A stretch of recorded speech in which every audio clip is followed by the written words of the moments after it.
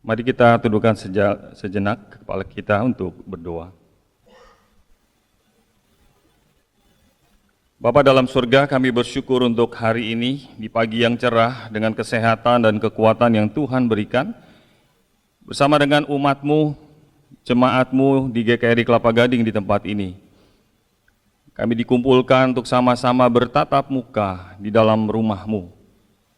Tuhan, kiranya Engkau yang memberkati, menyampaikan isi hati Tuhan kepada umat pilihan-Mu, melalui hamba-Mu dengan segala keterbatasannya. Apa yang ingin Tuhan sampaikan, kiranya Roh Kudus menolong mengurapi hamba-Mu. Demi Kristus kami serahkan waktu ini ke dalam tangan-Mu. Amin. Silakan duduk Bapak Ibu Saudara-saudara yang Tuhan kasihi. Shalom, salam damai, selamat pagi. Hari ini kita akan merenungkan satu tema yang biasanya dikhotbahkan di rumah duka, yaitu tema tentang rumah Bapa. Saya beri tema rumah Bapa itu adalah rumah kita di surga. Tentunya bukan hanya pemahaman di surga, hari ini akan kita melihat dari pasal 14 ayat 1 sampai 14, apa pemahaman rumah, apa yang dimaksud dengan tinggal di dalam dan sebagainya. Saudara yang kasih Tuhan, saya mau mengawali dengan motif atau simbol rumah. Bagi kebanyakan orang mungkin tidak jadi masalah. Kalau saudara punya rumah di dunia ini, rumah yang cukup nyaman, yang cukup baik, mungkin tema tentang rumah yang akan datang ini nggak terlalu menjadi satu hal yang menjadi concern saudara, menjadi hal yang begitu menarik kita. Tapi bagi orang-orang yang tinggal di Hong Kong, yang begitu sulit untuk mendapatkan satu rumah, untuk rumah apartemen ukuran 40 meteran, harganya bisa 5-6 miliar saudara. Saya membaca dari berbagai situs, begitu sulitnya pemuda-pemudi di Hong Kong untuk memiliki rumah. Dan adalah hal yang lazim bagi pemuda-pemudi yang mau menikah, untuk setelah menikah, mereka bisa tinggal di rumah keluarga orang tua masing-masing. Berjarak 1 jam dan ketemu hanya hari Sabtu dan hari Minggu. Menikah, punya anak, saya membaca sudah 3 tahun, anaknya ikut dengan mamanya di rumah keluarga mamanya, suaminya kembali ke rumah orang tuanya, tinggal di 2 rumah yang berbeda. Dan sudah punya anak. Dan saya membaca hal itu seringkali menjadi satu hal yang lazim, karena begitu sulitnya untuk mendapatkan sebuah rumah, bahkan rumah dengan ukuran yang sangat standar 40 meter persegi di sebuah apartemen flat yang berharga 5-6 miliar rupiah. Saudara yang kasih Tuhan, demikian pula ketika saya memperhatikan Pangeran Harry dengan Meghan, dia meninggalkan rumah yang istana di kerajaan Inggris. Dia keluar dari sana dan sekarang saya membaca menetap untuk sementara atau jangka panjang, saya kurang tahu, di Amerika, di LA. Ini kejadian-kejadian peristiwa tentang orang ada di dalam rumah, kesulitan membeli rumah, dengan rumah yang begitu mahal, sehingga di Hong Kong dikatakan ada istilah rumah kandang, yang ukurannya cuma 5 meter persegi. Itu pun sewanya 2.500.000 per bulan. Luar biasa mahalnya. Sementara teman-teman kita, saudara-saudara kita yang ada di Kalimantan Barat, di daerah Kalimantan yang begitu luas, seringkali punya tanah begitu luas, pekarangan begitu luas, kamar tidur dan sebagainya, tidak terlalu memusingkan soal urusan rumah. Nah, hari ini saya mau menyampaikan 4 hal terkait dengan rumah kita yang ada di sorga, yang merupakan rumah Bapa. Perhatikan di dalam pasal 14 ayat yang pertama. Kita mulai dengan ayat pertama, dikatakan di sana, janganlah gelisah hatimu. Janganlah gelisah hatimu, percayalah kepada Allah, percayalah juga kepadaku. Tuhan Yesus berkata kepada 11 murid-muridnya untuk tidak gelisah. Kenapa tidak gelisah? Karena Tuhan sudah mengungkapkan bahwa dalam hitungan jam sebentar lagi aku akan meninggalkan engkau. Engkau akan tercerai-berai, engkau akan menyangkal aku, engkau akan meninggalkan aku, engkau mungkin menjadi bingung. Itu sebab Tuhan tahu kondisi daripada murid-muridnya. Dan dia berkata, janganlah gelisah hatimu. Saudara yang kasih Tuhan, hati, kalau saudara memperhatikan di Alkitab, Perjanjian Lama, Perjanjian Baru, masalah hati adalah masalah yang menjadi benteng pertahanan yang paling utama. Tuhan tidak bilang, jangan berduka hatimu, tapi jangan gelisah hatimu. Let not your heart be troubled. Jangan hatimu bermasalah dengan mencemaskan, dengan menjadi gelisah akan apa yang akan terjadi ketika aku sudah bersama dengan engkau 3 tahun lamanya. Tuhan Yesus sudah menyampaikan apa yang akan terjadi dengan dirinya, dan sekaranglah saatnya itu akan semua yang tertulis tentang dirinya akan digenapi. Itu sebab Tuhan tahu hati para muridnya diwakili oleh Petrus. Nanti kita membaca Thomas, bagaimana juga Filipus, semua mewakili murid-murid. Mereka menyatakan kegelisahan hati mereka. Mari kita membaca Amsal pasal 4 ayat 23. Amsal pasal 4 ayat 23 yang bicara tentang bagaimana saudara dan saya harus menjaga hati kita masing-masing. Karena ketika hati kita gelisah, hati kita mengalami masalah, maka akan ada masalah-masalah di bagian kehidupan kita yang lainnya. Mari kita baca bersama-sama 1, 2, 3. Jagalah hatimu dengan segala kewaspadaan, karena dari situlah terpancar kehidupan. Saudara perhatikan, di sini dikatakan hati mengungkapkan benteng pertahanan utama seseorang. Kalau hati seseorang menjadi gelisah, in trouble, di dalam masalah, apapun yang kita pikirkan, apapun yang kita kerjakan, maka akan jadi masalah. Hari ini, tadi pagi saya membaca statistik tanggal 1 Agustus, kasus pandemi corona di dunia sudah kurang lebih 18 juta yang terjangkit. Di Indonesia lebih dari 110.000 yang terjangkit, dan di Jakarta lebih dari 21.000 yang terjangkit. Kematian di dalam dunia ini kurang lebih ada 700.000, di Indonesia lebih dari 5.000, di Jakarta di atas 800 orang. Presentasi kematian di Jakarta dikatakan, saya membaca dari jakartacorona.co.id, kematian 3,9%, kesembuhan 64,4%. Dengan angka-angka statistik seperti ini, bisa jadi saudara menjadi gelisah, bisa jadi saya pun menjadi gelisah, memikirkan tentang diri kita, keluarga kita, anggota-anggota keluarga kita, apalagi mereka yang sudah lanjut usia. Kegelisahan saudara dan saya, kalau kita melihat secara utuh, tentunya harus kita pikirkan apakah kita menempatkan kegelisahan hati saudara dan saya dalam proporsi yang sebenarnya. Saya pernah sampaikan kasus Black Death, kematian akibat pes, itu virus daripada tikus, mati di Eropa lebih dari 20 jutaan orang. 20 jutaan orang. Dan setiap hari berapa banyak orang yang mati di Jakarta, di Indonesia, dan di dunia. Tapi kita tidak terlalu concern dengan itu. Kita baru concern tentang kematian ketika kita tahu ada yang namanya virus corona. Saudara yang kasih Tuhan, saya tidak mau menjadi hamba Tuhan dan menjadi seorang pribadi yang punya iman, yang nekat, yang sembarangan, yang sembrono, yang akhirnya mencelakakan diri sendiri. Tapi saya juga tidak mau punya hati yang gelisah. Kalau saudara memperhatikan khotbah daripada Dr. Lloyd Jones tentang kita hidup di saat ini, tapi ada orang yang begitu susah, gelisah hatinya, karena dia memikirkan masa lalunya. Dia hidup di dalam masa lalu. Itu orang pribadi yang pertama. Sehingga dia hidup dalam saat ini, tapi dia bawa hidup masa lalu, seolah-olah dia hidup di dalam masa lalu. Maka hatinya penuh dengan kegelisahan. Tidak ada shalom, tidak ada damai sejahtera. Tapi hari ini kita membaca para murid menggelisahkan apa yang akan terjadi di masa yang akan datang. Itu pun disampaikan oleh Dr. Lloyd Jones di dalam depresi rohani yang dihadapi oleh orang-orang Kristen ketika hidup di saat ini, tapi memikirkan, menggelisahkan masa lalu. Hidup di saat ini, menggelisahkan di hari-hari yang akan datang. Itu sebabnya hari ini kita diingatkan, jagalah apa? Yang dijaga? Hatimu. Kalau saudara dan saya menjaga hati kita, Tuhan berkata, kalau engkau menjaga hatimu, caranya bagaimana? Kita gelisah, kita takut, kita manusia yang penuh dengan kelemahan dan ketidaktahuan.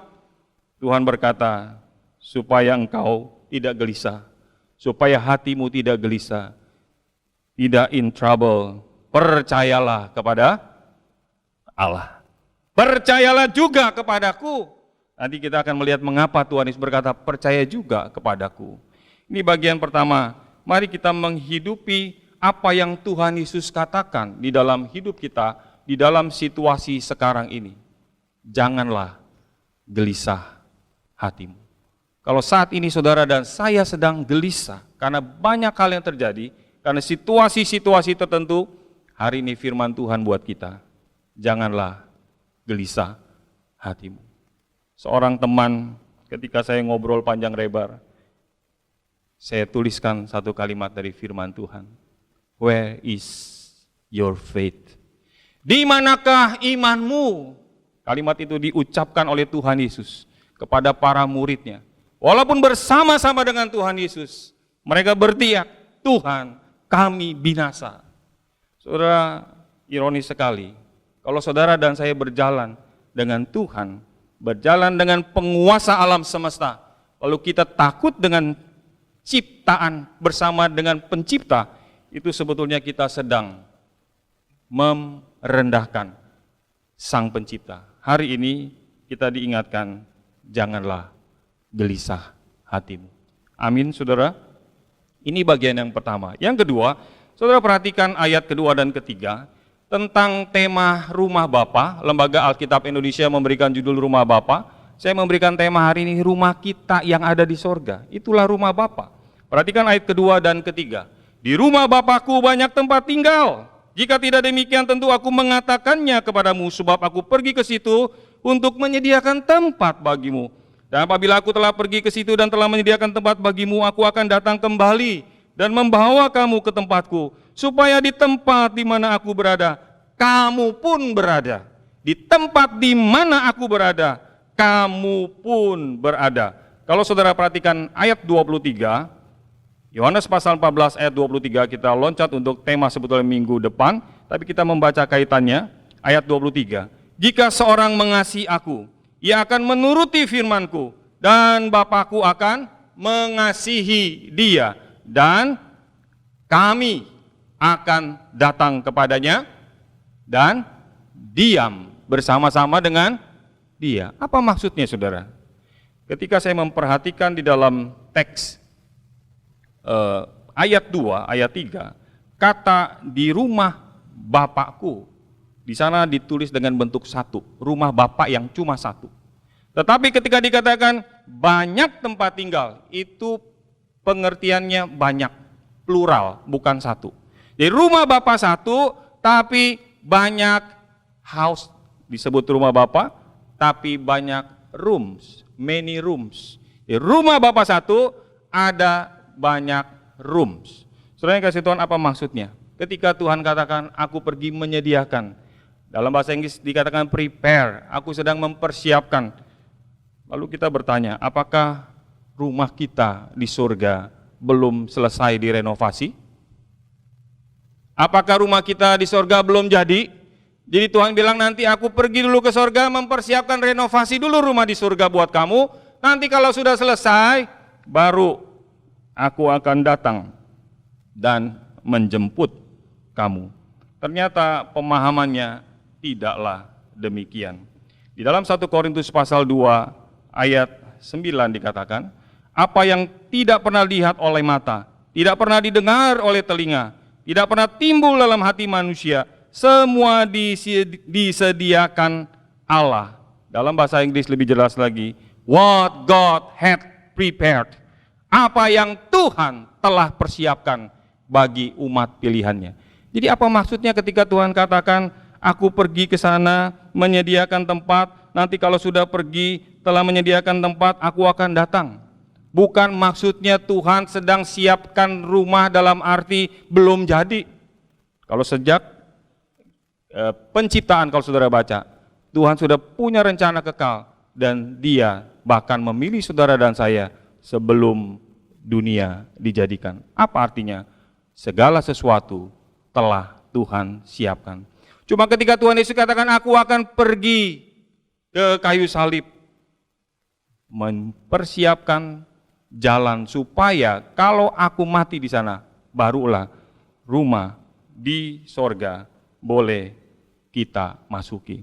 Seorang komentator bernama Matthew Henry berkata, kalau Yesus tidak mati dan bangkit, maka sorga tidak akan pernah siap bagi para pengikut yang percaya kepadanya. Sekali lagi, kalau Yesus tidak mati, tidak bangkit, maka sorga, rumah yang Tuhan janjikan pada saudara dan saya, tidak akan pernah siap bagi para pengikut yang percaya kepadanya. Itu sebabnya kita bersyukur kepada Tuhan, karena rumah saudara dan saya di sorga telah disiapkan bagi kita melalui yang hari ini kita peringati, melalui kematian Yesus Kristus di atas kayu salib. Saudara, kalau kita beli rumah, biasa ada 3 sertifikat. Ada sertifikat tanah yang namanya sertifikat hak pakai, 30 tahun, nanti bisa perpanjang 20 tahun. Itu sertifikat yang pertama. Yang kedua ada jenis yang namanya sertifikat HGB, hak guna bangunan. Yang ketiga ada SHM, sertifikat hak milik. Jadi kita memiliki sungguh tanah itu kuat secara legal. Apa maksudnya, saudara? Ketika kita pegang sertifikat hak milik atas sebuah tanah, rumah yang tanahnya punya hak milik, maka saudara yang pemuda, remaja, yang tengah memikirkan rumah, masa depan dan sebagainya, kita merasa secure. Karena kita memiliki tanah itu, punya sertifikat hak milik. Cuma ironisnya saudara, ketika kita punya SHM, sertifikat hak milik atas sebuah tanah, berapa lama kita bisa menikmati atau tinggal memiliki tanah itu? Hanya sampai waktu kita hidup.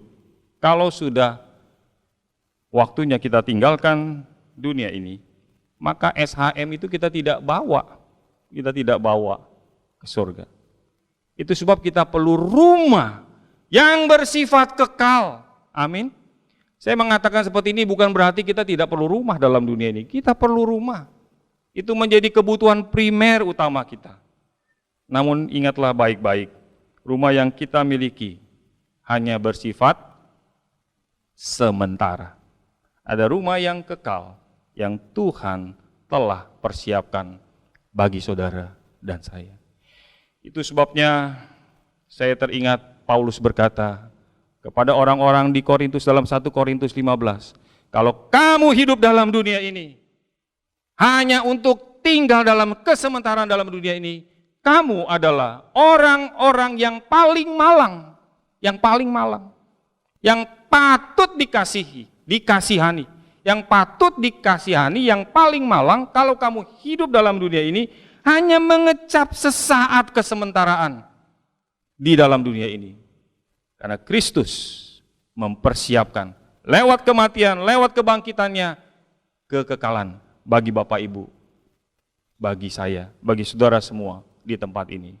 Ini hal yang kedua, rumah Bapa dan rumah kita. Ketika bicara tentang rumah, ternyata Tuhan Yesus jauh lebih dalam lagi mengatakan bahwa kami, Bapa dan Anak, akan tinggal di dalam, akan diam bersama-sama dengan orang yang percaya kepadanya. We will come to Him and make our home with Him. Make our home. Kami, Bapa, Allah, dan Yesus Kristus akan tinggal di dalam diri orang itu. Siapa diri orang itu? Itulah saudara dan saya. Maka rumah bukan hanya bicara tentang rumah nanti di surga, tapi rumah juga yang sekarang.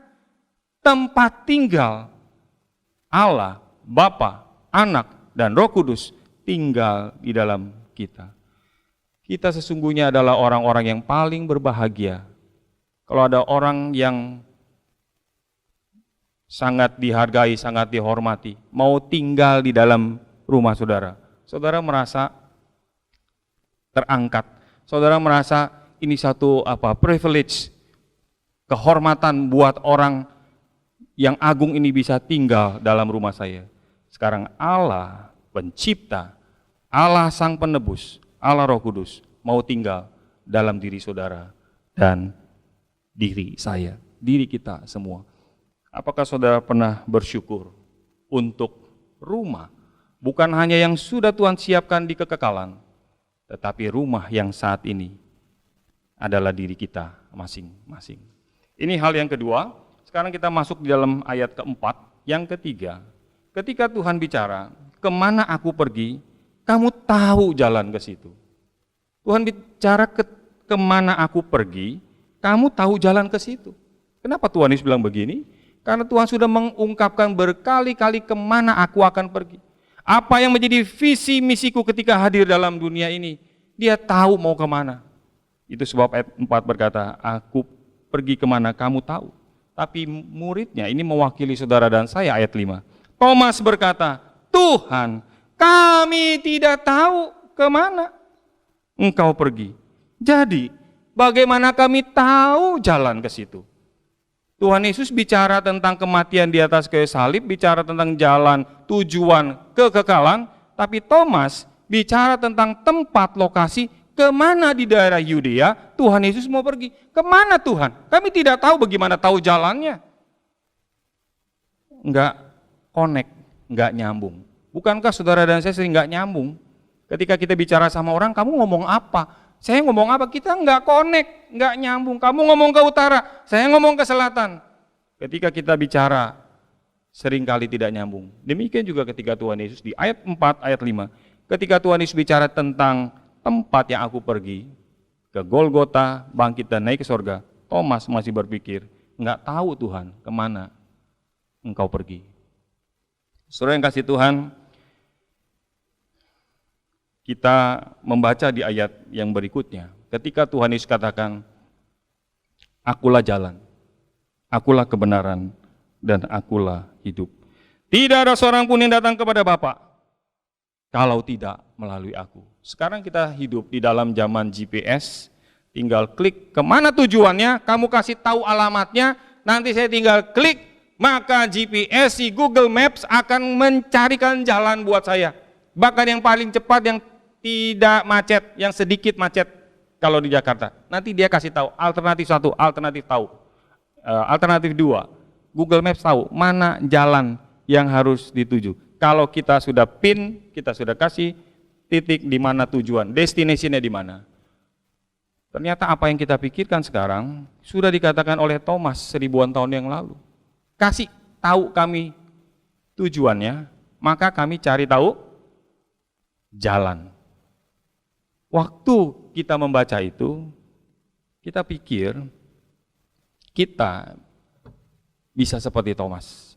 Kita bisa pergi ke tempat di mana Tuhan Yesus berada dengan mencari jalan kita sendiri. Apa maksudnya saudara? Sehingga Tuhan Yesus berkata, jikalau tidak melalui aku, kamu tidak akan pernah sampai ke rumah Bapa di surga. Ke tujuan tempat aku akan pergi. Hari ini kita diingatkan, Yesus Kristus, sang jalan. Akulah jalan. I am the way. Akulah jalan. Banyak orang menjadi orang Kristen. Ketika selesai, akulah pintu. Yesus berkata, akulah pintu. Lewat pintu. Setelah lewat pintu, nggak mau berjalan, masuk menjalani sang jalan itu, yaitu Yesus Kristus. Apa artinya saudara? Banyak orang ketika percaya dibaptis, pemuda, remaja, siapapun kita yang sudah dibaptis, kita anggap diri kita udah selesai. Kayak sudah ikut katekisasi. Waduh susah, capek ikut katekisasi. Sekarang sudah selesai, maka aku dibaptis. Sudah lewat pintu, karena Yesus adalah sang pintu. Tapi nggak mau lewat jalan yang ditentukan. Bisa sampai nggak ke sorga? Bisa sampai nggak ke rumah Bapa? Kalau kita tidak menjalani sang jalan Yesus Kristus. Ngomong apa sih ini firman Tuhan hari ini? Saudara yang kasih Tuhan, hari ini di ayat yang kelima dan di ayat yang keenam, Thomas mewakili saudara dan saya, mewakili jutaan miliaran orang Kristen yang mau sampai ke rumahnya yang di sorga, rumah Bapa itu, tanpa menjalani bersama dengan Kristus. Mungkin sampai? Enggak mungkin. Tapi kalau saudara dan saya, tiap-tiap hari, kita melalui jalan yang Tuhan sudah siapkan bagi kita, bersama Yesus Kristus. Tuhan Yesus berkata, kamu akan tinggal bersama-sama dengan aku. Bukan hanya di dalam dunia ini, Bapa, aku, Sang Anak, dan Roh Kudus tinggal, tapi setelah kita tinggalkan dunia ini, kita pun akan bersama-sama dengan Bapa, Anak, dan Roh Kudus. Ini hal yang ketiga. Mari kita baik-baik perhatikan. Kemana tujuan kita? Mana jalan yang kita lewati? Yesus Kristus satu-satunya, the only way, sang jalan, supaya orang boleh sampai kepada sorga yang mulia. Kiranya kita ingatkan diri kita masing-masing, apakah saat ini kita sedang berjalan bersama dengan Kristus yang adalah jalan itu? Atau kita cari jalan sendiri, sehingga kita tersesat, kita gelisah, kita takut. Tuhan berkata, percayalah kepada Allah. Percayalah juga kepadaku, sang jalan itu. Supaya kamu pegang, aku pegang tanganmu, kamu berjalan bersama-sama dengan aku. Ada lagu yang dulu kita sering nyanyikan waktu sekolah minggu, Walking with Jesus. Walking with Jesus. Walking all the way. Kita berjalan bersama dengan Tuhan. Yang terakhir, bagian yang keempat, ini yang sangat ironis. Ketika Tuhan Yesus berkata kepada Filipus di ayat yang berikutnya, sekiranya kamu mengenal aku, ayat 7. Pasti kamu juga mengenal Bapakku. Sekarang ini kamu mengenal Dia dan kamu telah melihat Dia. Jadi melihat Yesus Kristus sama dengan melihat Bapa, melihat Sang Anak, sama dengan melihat Allah Pencipta, Allah Tritunggal, pribadi yang kedua. Melihat aku, kata Yesus, sama dengan melihat Allah Yahweh. Itu sebab Filipus berkata ayat 8, telah sekian lama, kata Filipus ayat 8, Tuhan, tunjukkanlah Bapa itu kepada kami. Itu sudah cukup bagi kami. Tunjukkan Allah Yahweh itu kepada kami. Tuhan Yesus berkata, telah sekian lama. Mari kita baca sama-sama ayat yang penting ini. Apa yang Tuhan katakan kepada Filipus di ayat yang ke-9. 1, 2, 3. Kata Yesus kepadanya, telah sekian lama aku bersama-sama kamu, Filipus. Namun engkau tidak mengenal aku. Barang siapa telah melihat aku, ia telah melihat Bapa. Bagaimana engkau berkata, tunjukkanlah Bapa itu kepada kami. Bagaimana tunjukkan Allah? Akulah Allah. Yesus Kristus berkata, akulah Allah. Kamu sekarang tunjukkan Allah, akulah Allah. Tidak tahukah kamu bahwa Bapa tinggal di dalam aku di dalam Bapa, dan kami akan tinggal di dalam kamu. Jelas sekali pemahaman tentang Allah Tritunggal. Kalau saudara membaca sejak penciptaan sampai nanti kitab Wahyu, dari Kejadian sampai Wahyu, keunikan kekristenan, kalau saudara tidak memahami ini, kita gagal mengenal siapa Yesus Tuhan yang kita ikuti selama ini. Saudara yang kasih Tuhan, kata mengenal, saya cari tahu apa kata mengenal di dalam bagian ini. Ketika Tuhan Yesus berkata, namun engkau tidak mengenal aku. Sudah sekian lama, 3 tahun lamanya kamu berjalan bersama-sama aku, Filipus.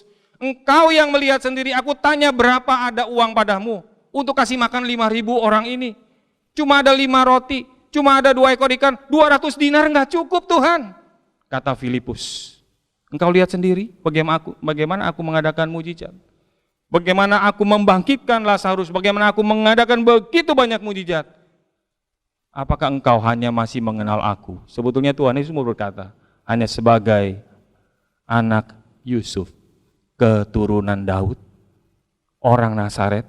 Itu yang dipahami oleh Filipus. Pada waktu Yesus ketemu dengan dia, di dalam bagian Yohanes pasal 1 ayat 43 sampai 45, Yohanes pasal 6 ayat 5 sampai 7, Tuhan berbicara dengan Filipus. Kata mengenal, sudah sekian lama kamu bersama-sama dengan aku Apakah engkau ginosko? Apakah engkau mengenal? Kata ginosko dalam bahasa Yunani sama dengan bahasa Ibrani yada, artinya mengenal secara bukan hanya knowledge pengetahuan, tapi juga berdasarkan pengalaman berjalan. Itu yang disebut dengan ginosko.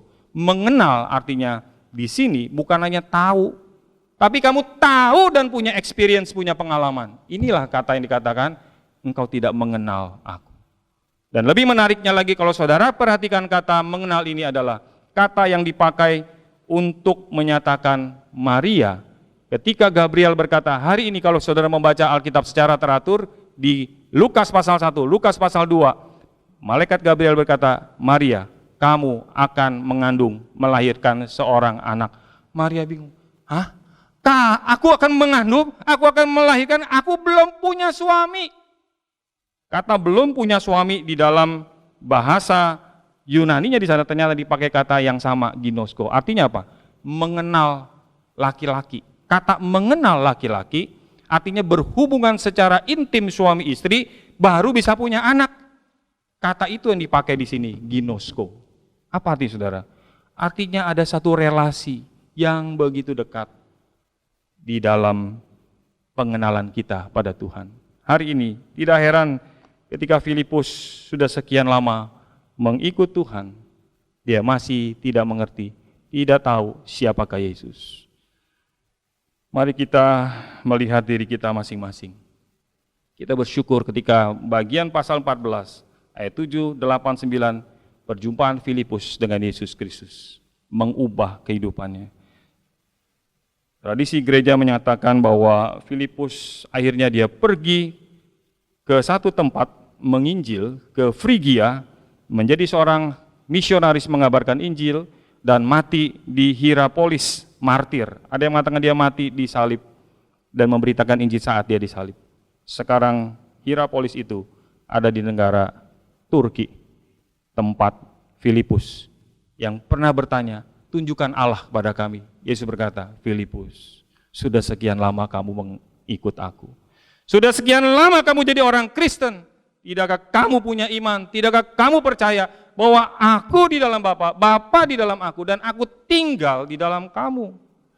Hari ini kiranya kita diingatkan saudara-saudara, dalam waktu yang singkat ini, mari kita lihat diri kita masing-masing. Ketika bicara tentang rumah kita di sorga, rumah Bapa, jangan hanya memikirkan tentang sorga yang masih jauh, atau masih dekat, atau sangat dekat, kita tidak tahu kapan itu. Yang Tuhan katakan, aku sudah siapkan sebelum dunia dijadikan rumah kita di sorga. Tapi sekarang mari lihat rumah yang ada di sini, di dalam diri kita masing-masing. Di mana Allah Bapa, Allah Anak, Allah Roh Kudus tinggal dalam diri kita. Apakah kita masih gelisah? Apakah kita masih takut? Apakah kita masih penuh dengan kekhawatiran?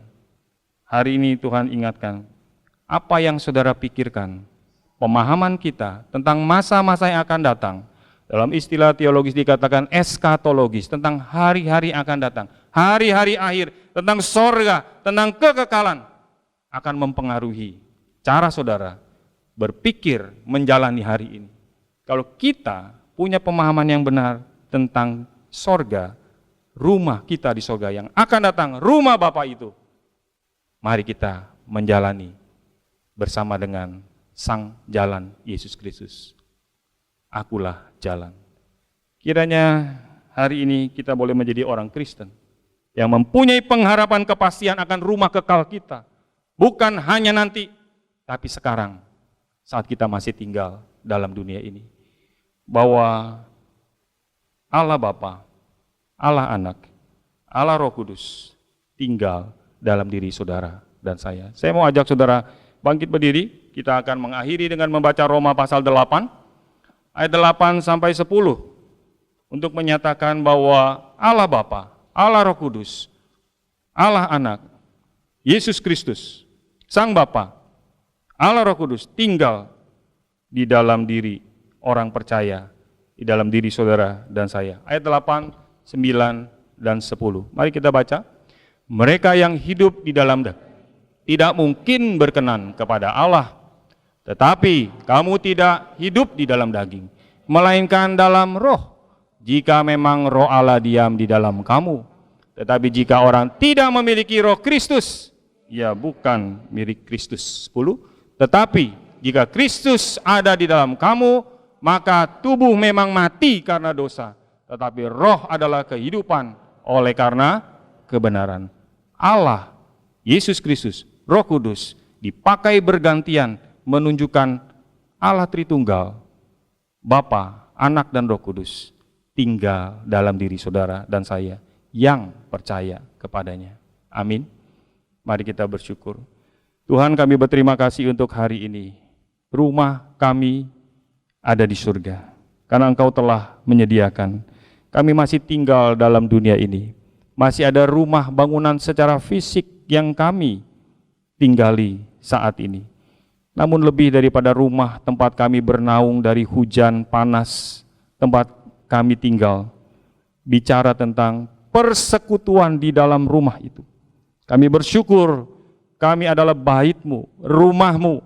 Allah Bapa, Allah Anak, Allah Roh Kudus tinggal di dalam diri kami sebagai orang percaya yang ada milik-Mu. Saat ini pun rumah Bapa itu, rumah kami itu sudah kami miliki. Namun akan semakin nyata, semakin disempurnakan ketika kami berjumpa dengan Engkau di dalam kekekalan. Itu sebabnya ya Tuhan, berapapun usia kami, baik yang remaja, yang pemuda, yang tengah baya, yang lansia, ingatkan kami bahwa rumah itu, tempat Engkau berdiam tinggal, sekarang sudah kami miliki. Dan kami akan menempatinya di dalam kesempurnaan, di dalam kekekalan, bersama dengan persekutuan orang-orang percaya lainnya. Terima kasih Tuhan, inilah doa syukur kami untuk kebenaran firman yang kami boleh dengar pagi ini. Demi Kristus kami berdoa, mengucap syukur. Amin.